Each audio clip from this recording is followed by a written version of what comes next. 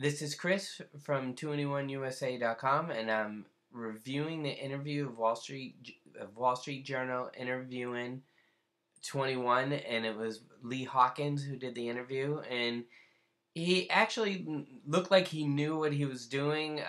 The way he answered some of the questions, you could tell he wasn't 100% fan, but you can tell he definitely did his research on it. So some interesting facts were CL was asked if South Korea is the biggest fan base, and they said no, Japan. She made it sound like Japan is their biggest fan base, so I did not know that.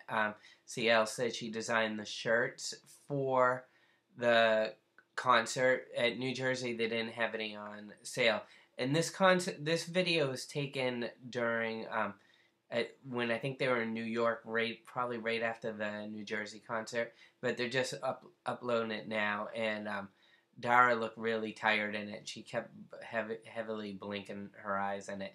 And the interview was pretty much just CL. The other ones kind of introduced their names, but it was pretty much just CL, and of course she says, you know a lot. We've seen that before.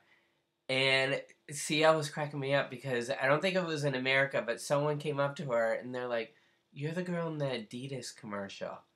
And so it was weird for her to be known for the Adidas commercial, but not for being in 21. And they said that they have a Facebook site, but they said that they made it sound like in America. The interviewer said that the most YouTube users of 21 are in America. In America. So South Korea uses YouTube less than us to look up 21. But they said our Facebook site in America is bigger than their Facebook.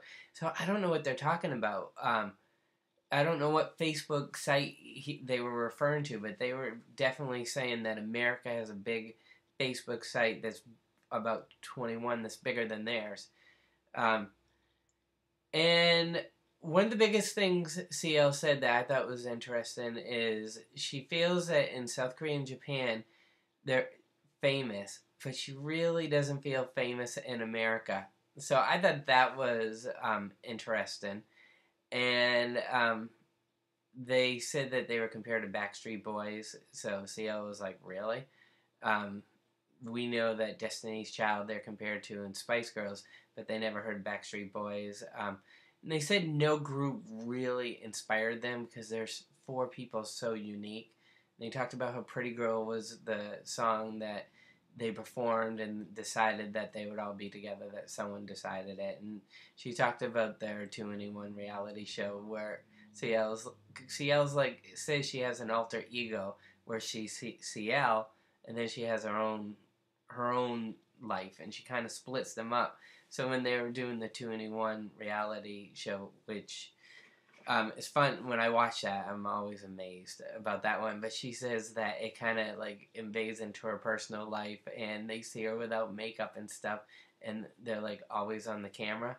But it was really funny because at that point, the interviewer seemed like a psychiatrist. Like, CL, what do you think about this?